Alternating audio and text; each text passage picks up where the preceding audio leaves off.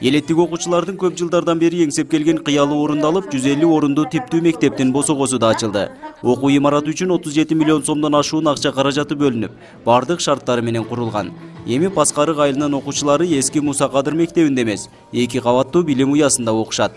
Мындай шартта билим алуу жаштардын келечегине салымы зор дейт мектеп директору. Бул жаңы мектеп, типтүү мектеп болгондугуна байланыштуу мен ойлойм, окуучуларга өтө чоң таасир тийгизет. Себеби бардык эмеректер алып келип, компьютерлар, бардык ушул химиялык, физикалык предметтерге өтө чоң ыңгайлуу шарттарды түзүп берди.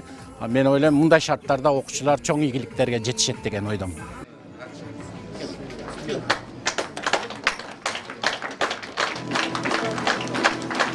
Чек арадагы Паскарык айылынын кубанычы менен президенттин кеңешчиси Икрамжан Илмиянов бөлүшүп, мектепти расмий ачып берди. Өз сөзүндө Икрамжан Илмиянов өлкө башчысы жаштардын татыктуу билим алуусу үчүн бардык аракеттерди көрүп жаткандыгын айтты. Эң башкысы айыл жергесиндеги элдердин турмуш шартын оңдосок, мамлекетибиз өнүгөт дейт. Эң негизги оор шарты бар региондорго биринчи куруп атабыз.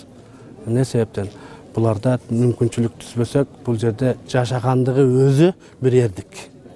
Анан ушуларга мектеби болобу, бала бакчасы, больницасы, булардын бардык көйгөйлөрүн чечип, шарттарын чечсек, ошондо мен ойлоп турам, биздин чек арадагы эли жутубуз ички миграция, сырткы миграция кетпей, ушул жерде жашап, өсүп өнүп, келечекте бул жакшы кадрлар чыгат деген ойдобуз. Элеттик окуучулардын билим алуусу үчүн көрүлүп жаткан мындай аракеттерге жергиликтүүлөр да ыраазы. Анткени Союз учурунан бери колдонуп келген окуу имараттары заман талабына жооп бербей, жеткиликтүү билим алууга тоскоол болуп келген. Баткен облусунан чыккан жаш саясатчылардын да салымы астында заманбап мектеп имараттарынын курулушу бүткөрүлүүдө дешет жергиликтүү тургундар. Биздин ушул мектеп мына жаркыраган мектеп курулардын алдында ошо элден менен жыйылып, мектебибиз начар эди, заболору көрүнбөгөн, мындай мектебибиз начар эди да, мына жаркыраган мектепке кирип, балдарыбыз ошо келечекте Кыргызстан гүлдөп өсүшүнө салым кошо турган жаштардан болушуна мен терең ишенемин. Жаш кадрлар өзүбүздөн өскөн, мына Илмиянов президентский аппаратта